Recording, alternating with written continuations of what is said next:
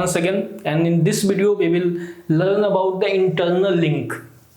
Okay, internal link होता क्या है पहले इसको समझ लेते हैं, देन वी विल मूव। देखो, link from one blog post और a page to other within this same domain are called internal links.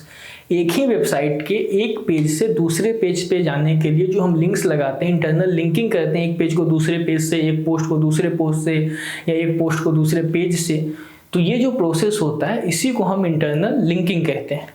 This is internal linking. I hope आपको समझ में आ गया होगा कि इंटरनल लिंकिंग क्या होता है। जैसे इसको सिंपल लैंग्वेज में समझे कि if you are living in a 5 BHK apartment, तो आप अपने एक कमरे से निकल के दूसरे कमरे में जा रहे हो, तीसरे से निकल के चौथे में, मतलब आप अपने अपार्टमेंट में ही एक कमरे से दूसरे कमरे में घूम रहे हो। बट आप अपने फ्लैट से निकल के सामने वाले फ्लैट में जा रहे हो तो वो किसी और के फ्लैट में जा रहे हो, तो एक्सटर्नल लिंकिंग हो गई। ठीक है, तो आप अपने एरिया में, आप अपने फ्लैट में एक कमरे से दूसरे कमरे में जा रहे हो, द सेम वे आप अपनी वेबसाइट के अंदर ही एक पेज से दूसरे पेज पे लिंक कर रहे हो, तो उसको इंटरनल लिंकिंग हम कहते हैं in simple words. Then types of internal linking कैसे कैसे होते हैं, तो पहले तो मेन्यू में जो आप लिंक्स देखते हो, home, about us, contact us, कोई भी वेबसाइट पे आप जाते हो तो वेबसाइट का स्ट्रक्चर कुछ इस तरीके से, यहाँ पे आपका लोगो लगा हुआ होता है और यहाँ पे आपके home, about us, contact us, इस तरीके से, देन आपका हीरो सेक्शन होता है और ये बाकी की चीजें होती है। तो ये जो है आपका मेन्यू में आप लिंक्स लगाते हो, तो ये नेविगेशन लिंक्स इंटरनल लिंक्स में आता है। देन फुटर में भी आप देखते होगे कि यहाँ पे भी आपके लिंक्स लगे हुए होते हैं अलग अलग पेजेस के, home, about us, contact us, या जो भी इंपॉर्टेंट पेजेस है उसको आप फुटर में हाईलाइट करते हो। देन आपका side bar, mainly blogging websites में ऐसा साइड बार में या ई कॉमर्स में भी आपको मिल जाएगा, तो साइड बार में भी लिंक लगे हुए होते हैं यहाँ पे। जैसे यहाँ पे कोई ब्लॉग पढ़ रहा है और यहाँ पे साइड बार में बाकी ब्लॉग्स के लिंक्स है, यहाँ पे कोई प्रोडक्ट आप देख रहे हो, उसी के कुछ रिकमेंडेड प्रोडक्ट आपको यहाँ पे दिख रहे होते हैं। ठीक है, तो वो आपका साइड बार में भी इंटरनल लिंकिंग कई जगह देखने को मिलती है। देन इन टेक्स्ट, और इन टेक्स्ट ये यू कैन से मेजर है, इंटरनल लिंकिंग में यूज होता है। ये सारी चीजें तो आपको पहले से पता ही होगी। इन टेक्स्ट क्या होता है, इन टेक्स्ट में जैसे ये आपने कोई ब्लॉग लिखा है इस पे, और इसी ब्लॉग में कहीं पे आपने किसी दूसरे ब्लॉग का URL पेस्ट कर दिया या एंकर टेक्स्ट के थ्रू उसको लिंक कर दिया, तो इसको हम इन टेक्स्ट बोलते हैं और कॉन्टेक्सुअल लिंक इसको बोला जाता है। ठीक है, तो ये आपके different you can say types of internal links हो गए। ठीक है, now here you can go why internal links are important for SEO। अब SEO पर्सपेक्टिव से, सर्च इंजन पर्सपेक्टिव से इंटरनल लिंकिंग इंपॉर्टेंट क्यों है? दोनों पर्सपेक्टिव से इसको हम समझते हैं कि सर्च इंजन के पर्सपेक्टिव से और यूजर्स के पर्सपेक्टिव से। पहले यहाँ पे देख सकते हो आप, they help search engine understand your site structure. Search engine को आपके वेबसाइट के स्ट्रक्चर को समझने में हेल्प करता है। इसको मैं आपको समझाता हूँ। जैसे मान लो ये आपका फ्लैट है, ठीक है, ये आपका फ्लैट है और इसमें जो है यहाँ से अगर कोई आपके फ्लैट में जा रहा है तो बस इसी कमरे का उसको एक्सेस है।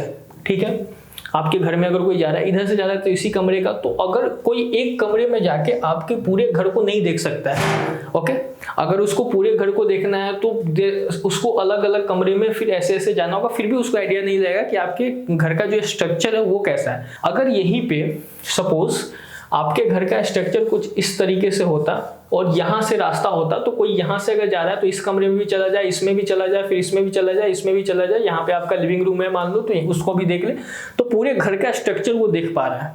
Okay, same thing happens with search engines, कि जब सर्च इंजन के क्रॉलर्स आते हैं और आपने एक पेज को दूसरे पेज से कनेक्ट नहीं किया हुआ है, तो फिर इंटरनल लिंक्स या जो लिंक्स आप डालते हो वो ब्रिज का काम करते हैं सर्च इंजन क्रॉलर्स के लिए, कि एक पेज से दूसरे पेज पे वो जंप करे, एक पोस्ट से दूसरे पोस्ट पे वो जंप करे। ठीक है, तो इससे क्या होता है, लिंकिंग जब आप करते हो तो आपका जो वेबसाइट है उसका स्ट्रक्चर जो है सर्च इंजन को पता लग जाता है और आपके वेबसाइट के हर एक पेज जो है वो क्रॉल हो जाते हैं।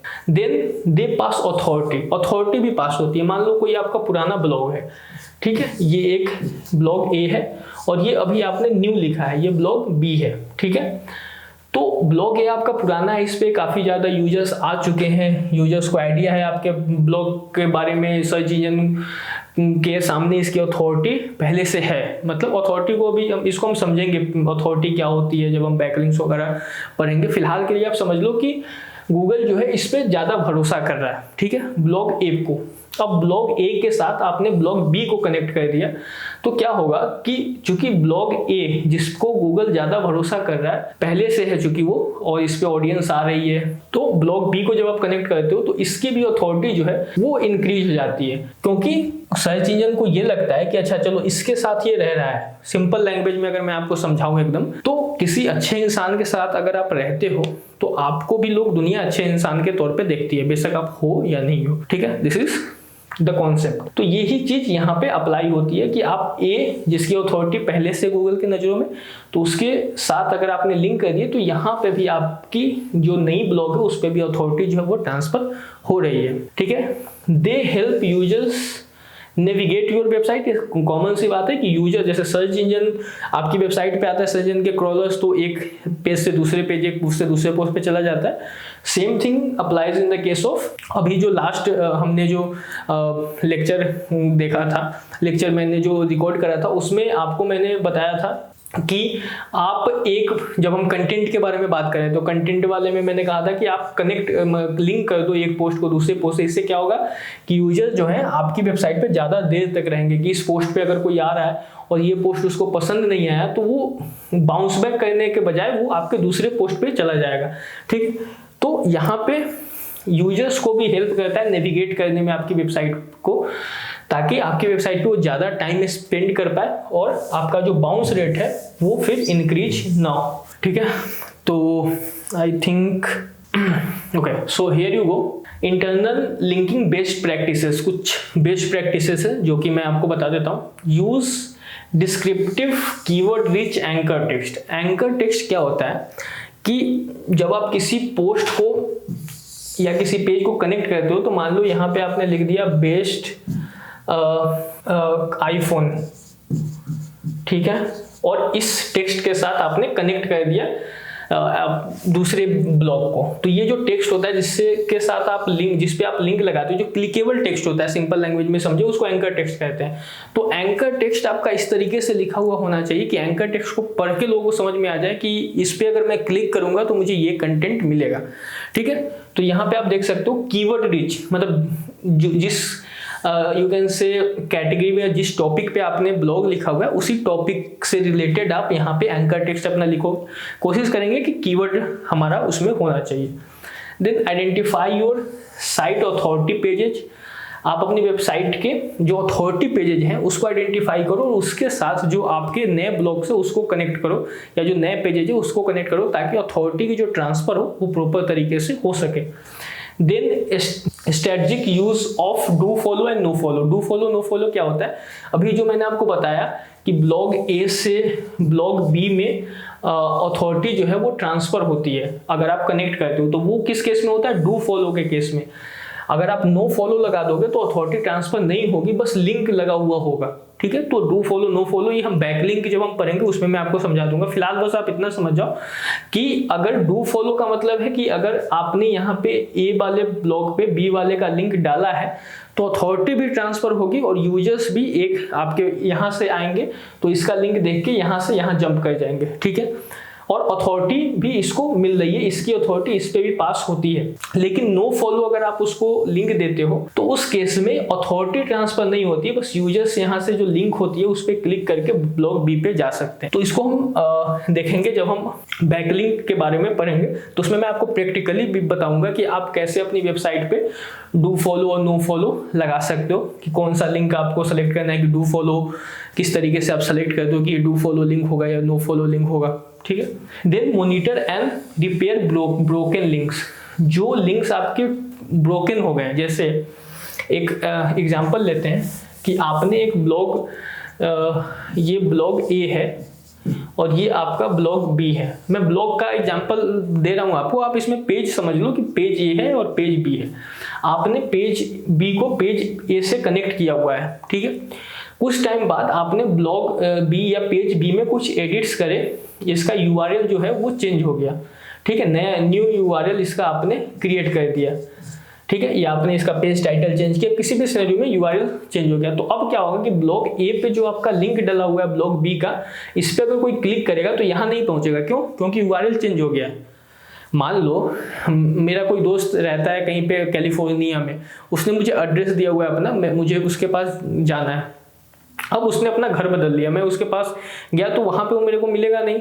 सेम थिंग अप्लाइज हियर कि आपने इसका एड्रेस यहाँ दिया हुआ है, लेकिन अब इसका जो एड्रेस है वो चेंज हो गया, वो कहीं और है। तो उस केस में आपको क्या करना है कि ये जो लिंक हो जाती है ये ब्रोकन हो जाती है, कि इस पे कोई क्लिक करेगा तो 404 पेज नॉट फाउंड का एरर आता है, जो कि काफी निगेटिव इंपैक्ट आपके यू कैन से यूजर्स के पर्सपेक्टिव से अगर आप देखो या सर्च इंजन पर्सपेक्टिव से देखो, दोनों केसेस में वो निगेटिव इंपैक्ट ही होता है। तो आपको ब्रोकन लिंक्स ढूंढने, अगर किसी पेज को आपने अपडेट करा, उसका यूआरएल चेंज हुआ, या किसी पेज को आपने डिलीट कर दिया, तो उस केस में उसका यूआरएल आप चेंज करोगे या उसका यूआरएल आप हटा दोगे। ठीक है, ये चीज आप ध्यान रखना। Then pillar page and topic clustering, clusters, topic clustering भी इसको बोलते हैं। तो इसको मैं आपको समझा देता हूँ, ये काफी यू कैन से यूजफुल टेक्टिक्स है। देखो, पिलर पेज का मतलब क्या होता है कि जो इंपॉर्टेंट पेज है, जिसकी अथॉरिटी ज्यादा है, ये ए है।